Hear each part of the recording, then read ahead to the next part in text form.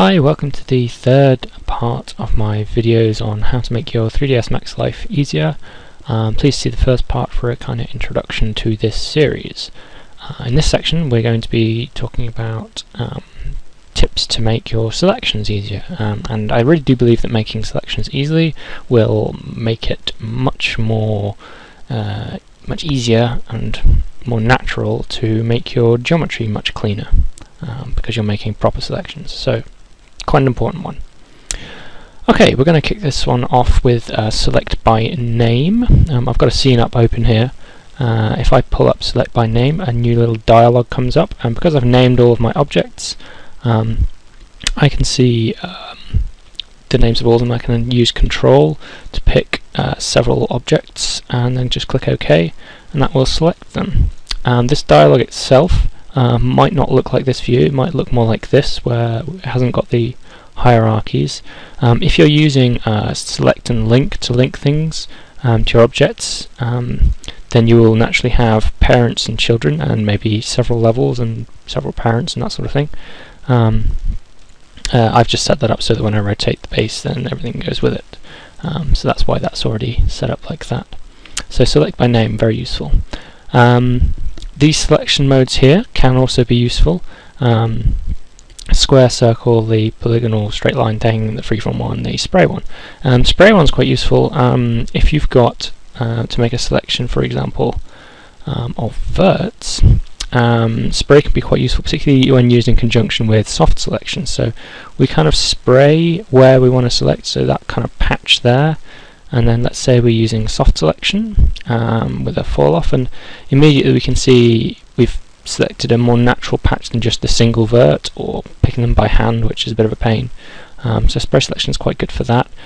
Circle is good for using with something like the top down view. So say I'm looking at the top of the object and I want to pick only those in the very middle, for example. That can be quite useful. Honestly, I don't tend to use these freeform ones, but you might like to try them out and give it a go. Maybe you'll find you like them. Anyway, okay. Using the viewports is very important. I went straight into top there to make that selection, but let's say I wanted to pick the bottom faces of this base. Now I could go around picking them like this, but that would be really inefficient, and I might accidentally click somewhere that I don't mean to. Whereas if I do it in this viewport, and I'll make this bigger so you can see it a bit better, I can just make one clean selection, and we can see I've got all of those with just one click. Dead easy, dead simple.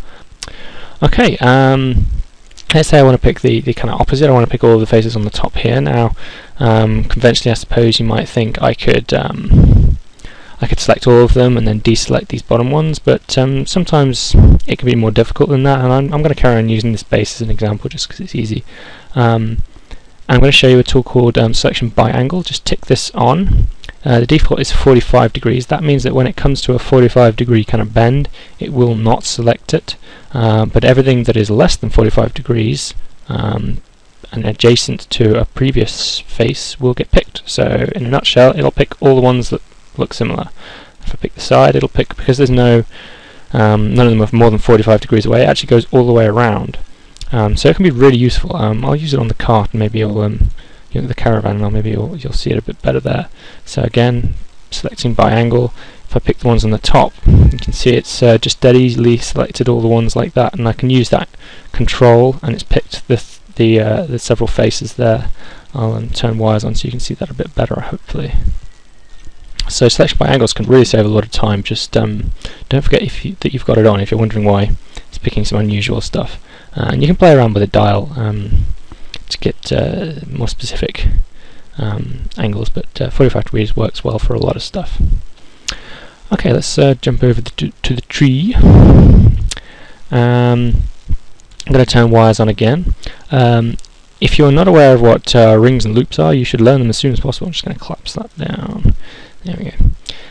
I will show you now what a loop selection will do and what a ring selection will do. So I'm going to go into edges. Loops and rings are edge things generally. And I've got this one face here selected. I hope you can see that. It's this one here. Now if I loop it using either the button here, loop, or I can press Alt and L as a little shortcut, or new to 2011 if you've got 2011, I think it's Shift, yeah, Shift, and the one next to it, we'll select a loop which will sort of, if you like, carry on drawing the line around it. Now this works much better in quads. If you're not working with quads, then you might get weird results, so just be aware of that. Ring is kind of the opposite, so I'm picking the same edge again, and I'm going to pick ring. Ring will go right the way up it. Rather frustrating, this is toggling red and white, but hopefully you can see that it's got this one and this one and this one, and it'll go all the way up the tree.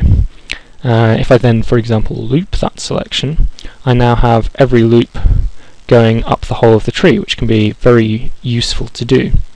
Conversely, I could pick this edge, loop that to travel right the way up the tree, and then ring that to travel right the way around the tree. Also very useful.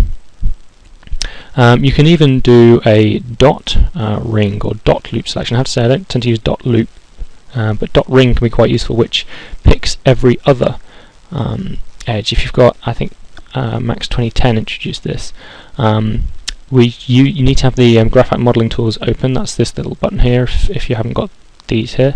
We want modify selection, and under ring use dot ring, which is this button here, and it will pick every other one. And we could then loop that, and now we're scaling. If you want to make like a kind of diamond shaped thing, oops, that's not going to work. I'll explain that bit in a second. But yeah, selecting every other one, you could use Control and Backspace to delete those, and we've sort of made a low poly version of our tree just by doing that. Very easy to do. So very powerful little tool.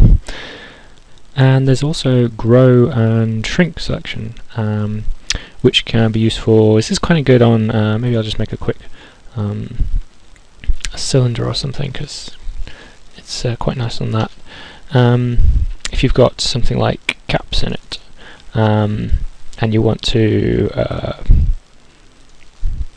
say you've got, I don't know, the middle one selected, you can use grow and shrink, wherever they've gone, to just select the next kind of ring around, and that can be quite a quick way of selecting certain stuff, and you can use it to go right the way down the sides as well. Obviously it works with all the different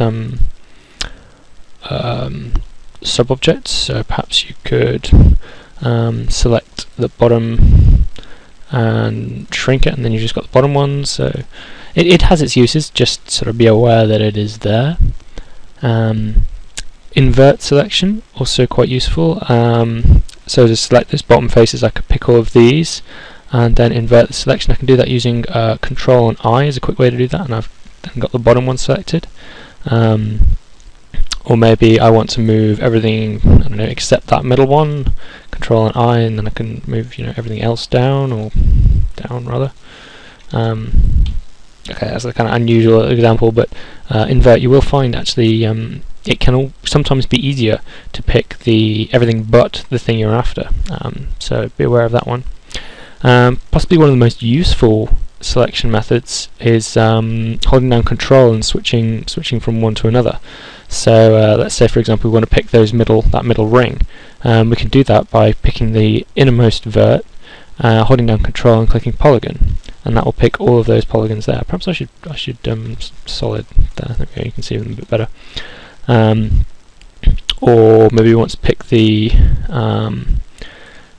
verts that are on this particular loop.